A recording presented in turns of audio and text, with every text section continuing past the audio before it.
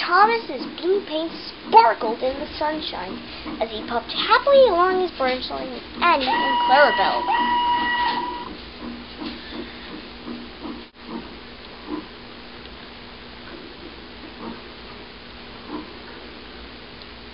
Blue is the only proper color for an engine, boasted Thomas. Oh, I don't know. I like my brown paint, said Toby. I have always been green. I wouldn't want to be any other color either, added Percy. Well, anyway, blue is the only color for a really useful engine. Everyone knows that, spluttered Thomas.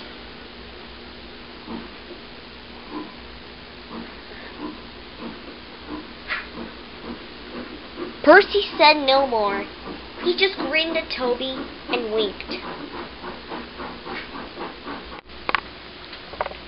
The next day, Thomas was resting when Percy arrived.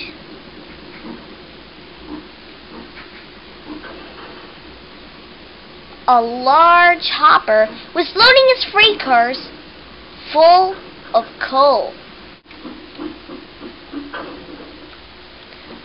Be careful on the siding, Percy, warned Thomas, as he pushed the truck slowly past him. These buffers aren't very safe.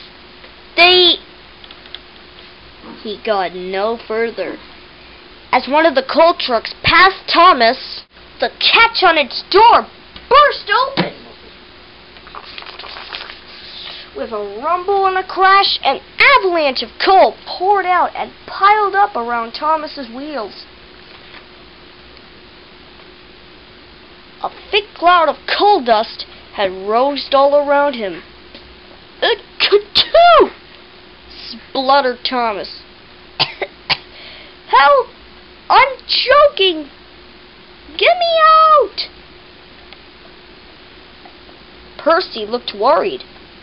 Then, as the dust settled, he looked at Thomas and began to laugh.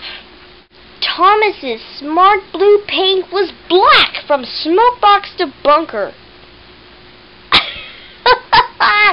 Chuckled Percy. You don't look really useful now. You should see yourself. You look really disgraceful. I am not disgraceful, choked Thomas furiously. You did that on purpose, Percy. Now stop your stupid giggling and get me out. But it was some time before Percy could help. It took so long to clean Thomas that he wasn't ready in time for his next train, and Toby had to take Annie and Clarabelle with Henrietta.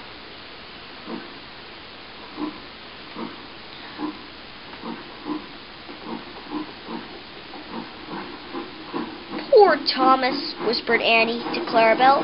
They were most upset. The cleaners were tired and dirty when they had finished. Thomas was grumpy in the shed that night. Toby thought it was a great joke, but Percy was annoyed with Thomas for thinking that he made his paint black on purpose. Who would thought it? Said Percy. Fancy a really useful blue engine like Thomas becoming a disgrace to Sir Topham Hatt's railway. You wait, Percy, replied Thomas. One day you'll laugh on the other side of your smokebox. Pooh, rejoined Percy. I wouldn't miss all that fun for anything. 2 days later, Thomas was at the platform when Percy brought his trucks from the junction. Percy arranged them, and he ran into a siding for a drink before Thomas's train left. The water column stood at the end of the siding with the faulty buffers. As Percy tried to stop, he heard a cracking sound until his horror found that he couldn't. The buffers didn't stop him either. Oh, wailed Percy. Help! the buffers broke, and Percy ran into the coal bunker with a fund. Coal flew everywhere, and when the dust had settled, Percy had disappeared beneath a thick black cloak. Thomas watched from the platform. As the crash died away, the signal alarm dropped, and Thomas moved off, laughing as he went. Percy was furious, and he spent the rest of the day wondering how to pay Thomas out.